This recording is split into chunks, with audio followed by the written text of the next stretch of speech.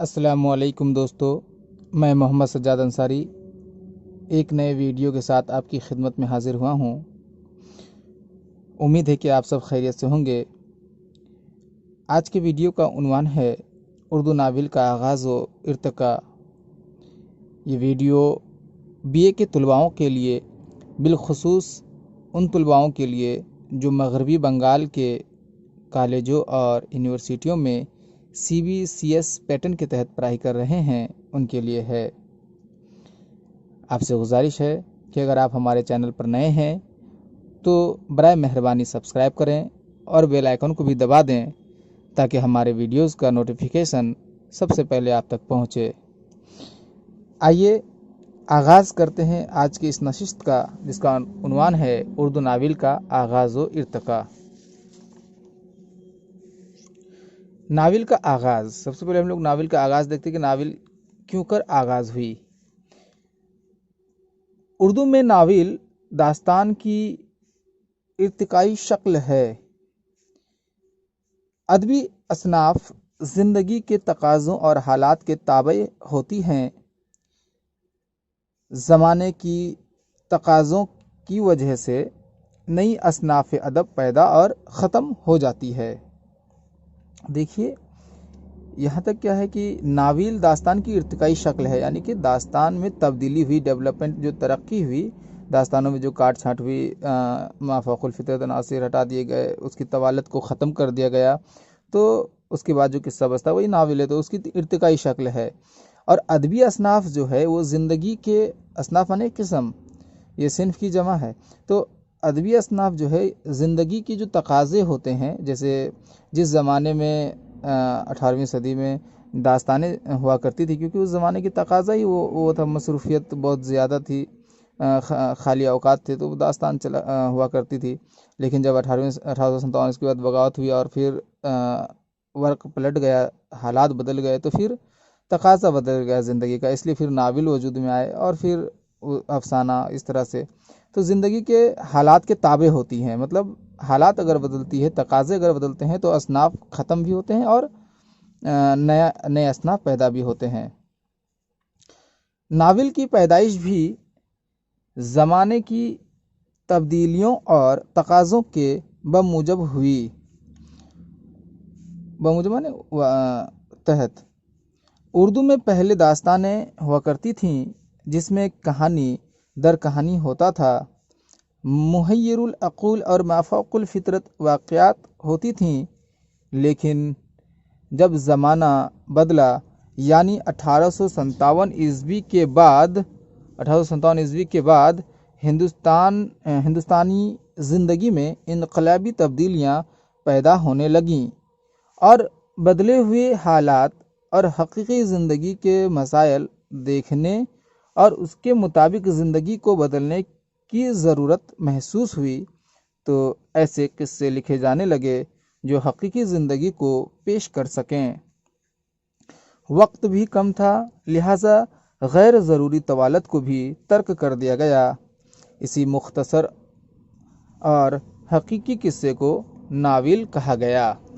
देखिए, इससे कबल जो नावल के ऊपर वीडियो बनाया गया है, उसमें भी इस बारे में बयान की गई है कि दास्तान के ज़माने के बाद जो ज़माना बदलता है, 1857 ईस्वी की बगावत होती है और फिर माहौल बदल जाती है, एक तहज़ीब का ख़ात्मा होता हुआ दिखता है और दूसरी तहज़ीब की बुनियाद पड़ती है।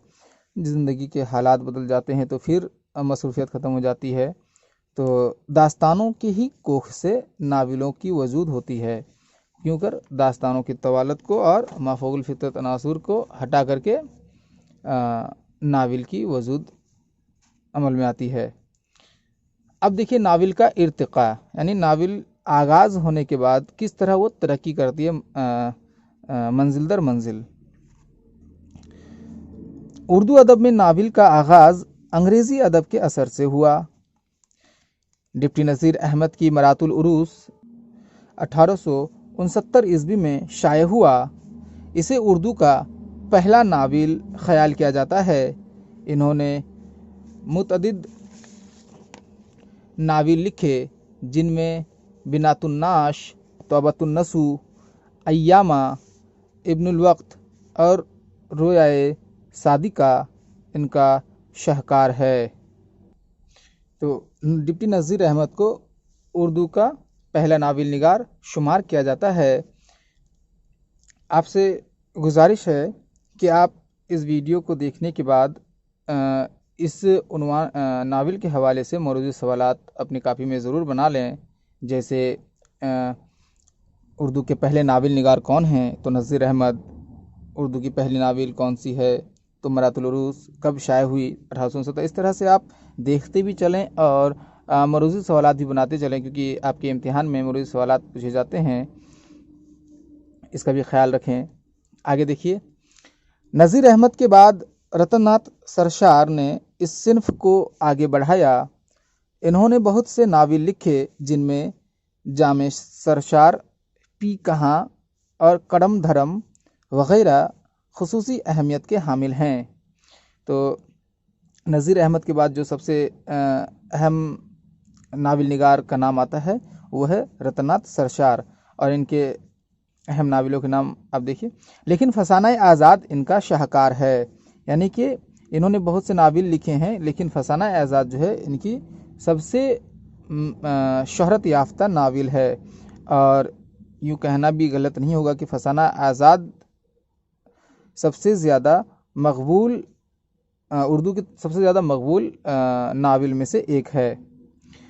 सरसार के बाद मौलाना अब्दुल हलीम शरर का ज़माना आता है। ये तारीख़ों पर मबनी नाविलों का दौर है जिसमें मज़हब इस्लाम की अज़मत व शौक़त के किस्से दोहराए गए। शरर की मलिकुल अज़ीज़ वर्जना दिलचस्प है, लेकिन फिरदौस बरी इनका शाहकार है। तो आप देखिए, रतननाथ सरशार के बाद अब्दुल हलीम शरर का ज़माना आता है, और इनके दो नाविलों के नाम देखिए, एक तो मलिकुल अज़ीज़ वर्जना है और दूसरा फिरदौस बरी हैं। ये दोनों ही सरर के अलावा उर्दू अदब की भी शाहकार हैं। उर्दू नाविल का अगला अहद उर्दू अदब की तारीख़ में एक यादगार अहद है। इस अहद में मिर्ज़ा मोहम्मद हादी रुस्वा का उमराव जान अदा वजूद में आया। इनके दीगर अहम नाविलों में ज़ात शरीफ ज़ादा है, लेकिन जिस कारनामे ने इसे हयात जावेद अता किया वह उमराव जान अदा है, जो हर लिहाज से एक बेहतरीन और मुकम्मल नाविल है। इसमें 19वीं सदी के वस्त का लखनऊ फिर से जी उठा है। तो देखिए, आप एक बात याद रखें कि हर एक अहद के सिर्फ मशहूर व मकबूल नाविल निगारों के नाम ही यहाँ पे बताए जा रहे हैं, वरना ये काफ़ी तवील हो जाएगा। तो शरर के बाद हादी रुस्वा का ज़माना आता है। इनका शाहकार है उमराव जान अदा, जिसमें लखनऊ की मुकम्मल मुरक्का कशी की गई है। आगे देखिए, इससे कबल आपको ये बताना मकसूद है कि इससे कबल के वीडियो में हमने आपके लिए दो सवाल छोड़े थे, जो कि उर्दू के पहले खाका निगार और खाका का नाम बताइए। तो आप तमाम नाजरीन ने सही और जामे जवाब दिए हैं, और इसका ऐलान मैं भी कर दूं कि उर्दू के पहले खाका निगार फरहतुल्लाह बेग हैं, और नज़ीर अहमद की कहानी कुछ मेरी कुछ उनकी ज़ुबानी पहला खाका है। आपसे गुजारिश है कि आप वीडियो को बगौर समाअत फरमाए देखें, ताकि आप अच्छी तरह से बावर हो सकें, आप अच्छी तरह से वाज़े हो जाएं।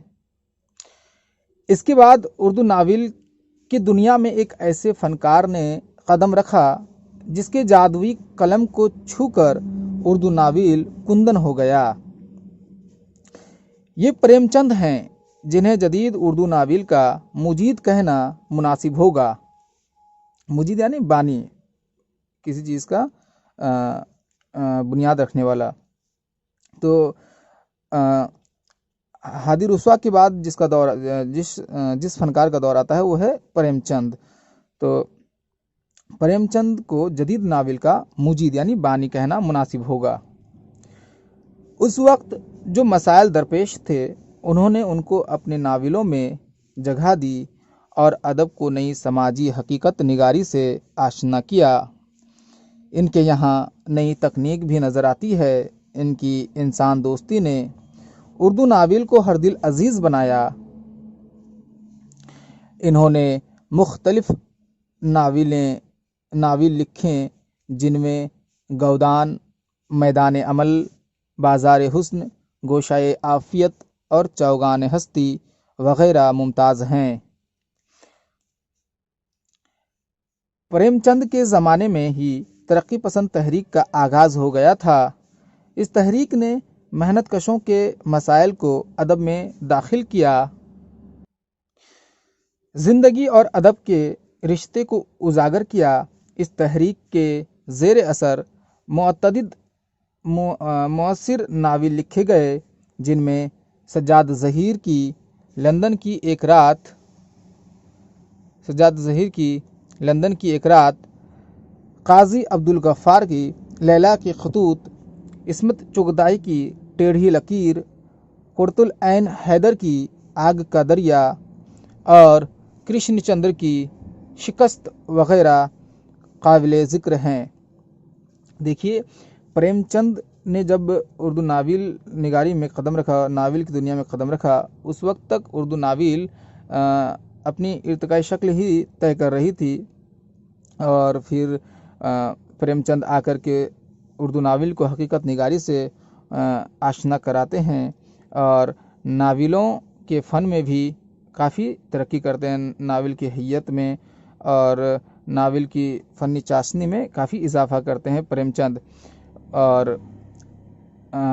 پریم چند ہی کے زمانے میں، یعنی آپ کو پتہ ہوگا ترقی پسند تحریک 1936 عیسوی میں شروع ہوتی ہے، تو ترقی پسند تحریک نے بھی ناول کو کافی متاثر کیا، اور اس زمانے میں بھی بہت سی اہم ناولیں وجود میں آئی جن کا نام آپ نے قبل دیکھ چکے ہیں۔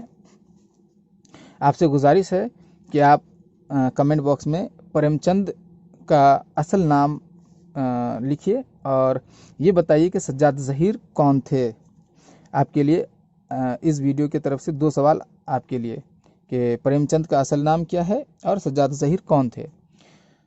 سجاد ظہیر کے ناولوں میں بعض ایسے رجحانات نظر آتے ہیں جو اردو ناول میں پہلی مرتبہ داخل ہوئے۔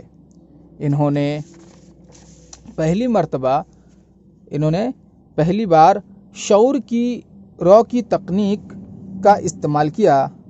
انہوں نے اپنے ناولوں میں نفسیاتی تجزیے کا اچھا نمونہ پیش کیا ہے۔ عصمت چغتائی نے تحلیل نفسی کا طریقہ اپنایا۔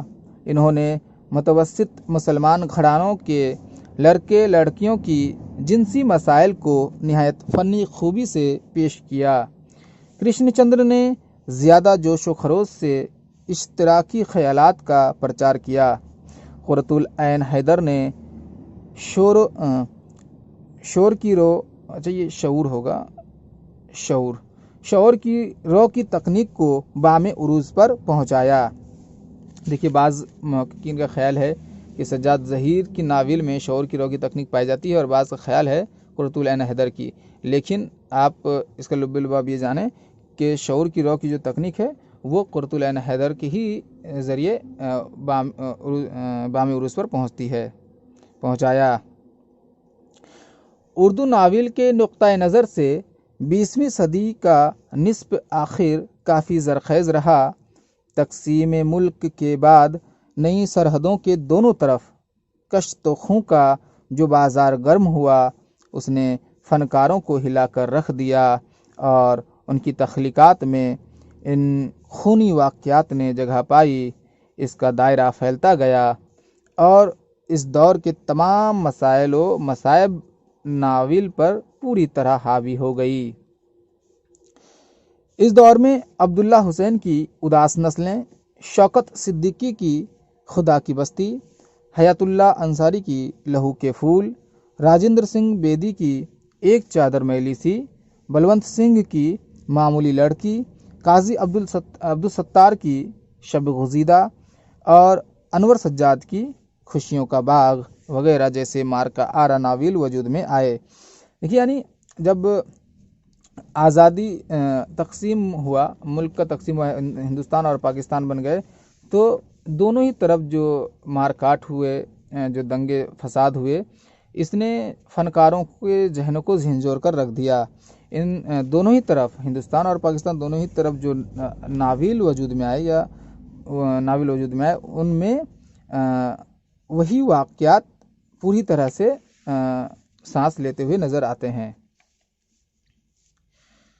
آگے دیکھیے،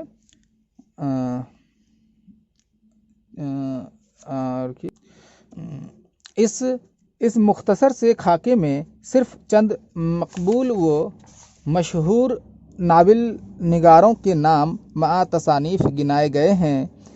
موجودہ زمانے میں بھی بہت سے اعلیٰ فنکار سانس لے رہے ہیں اور اردو ادب کے دامن کو اعلیٰ ادبی فن پاروں سے معمور کر رہے ہیں۔ ان فنکاروں میں الیاس احمد گدی، یہ دیکھیے ان کا ناول ہے جو بریکٹ میں دیا گیا ہے، فائر ایریا، زاہدہ زیدی، زہر حیات، شموئیل احمد گرداب اور غضنفر مانجھی وغیرہ خصوصی اہمیت کے حامل ہیں۔ تو ناظرین، آج آپ نے دیکھا اردو ناول کا آغاز و ارتقاء۔ امید ہے کہ آپ کو یہ ویڈیو پسند آیا ہوگا، اور اگر آپ کو یہ ویڈیو پسند آیا ہے تو اپنے دوست و احباب تک اسے پہنچائیں تاکہ وہ بھی اس سے فیض یاب ہو سکے۔